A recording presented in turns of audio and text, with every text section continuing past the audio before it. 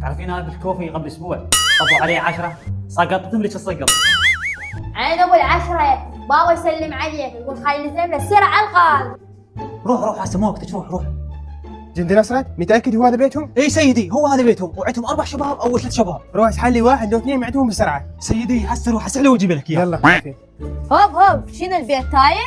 لا احنا دولة ومن واجبي افتش البيت، انا عندكم واحد هارب من التجنيد الالزامي ومن واجبي يروح يخدم الوطن. هاي خوش فكرة اذا خلص من اخوي الناس كلها يلعب بوبجي لا شغله ولا حاجة. اي سيدي عنده اخوي يموت على الوطن يقول اتمنى اخدم الوطن، تقدرون تاخذون تلاقونه جوا.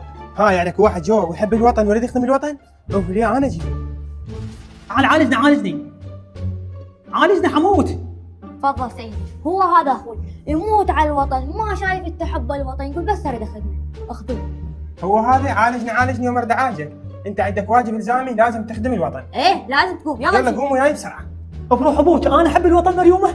من قال لك انا احب الوطن؟ سيدي ابدا انا ما احب الوطن. بسيطه مريومه انا لك. امشي سيدي في سؤال، بروح ابوك وين ماخذينه؟ ماخذك عين الكوفي لو ماخذك المتنزه. الكوفي يعني نرجيله؟ اي نرجيله. شلون نرجيله؟ انت شايف التدريب مالنا؟ اذا ما هذا شعرك زين وصفر. امشي سيدي بروح ابوك وفي شعر راسي. ولش مريومه؟ ولش هذا اخوك شو ياخذه؟ اخذها جيش. اي بابا ابشر خذوا التجنيد الالزامي. يعني خذوا الجيش الالزامي وراح يخدم الوطن؟ أي. خلصنا يجيني وجه الصبح بعد ماكو كوفيات ولا بوبجي ولا كل شيء. أي يلا أي. مريومه جهنم ترحب بكم، يا مرحبا بالحكومة.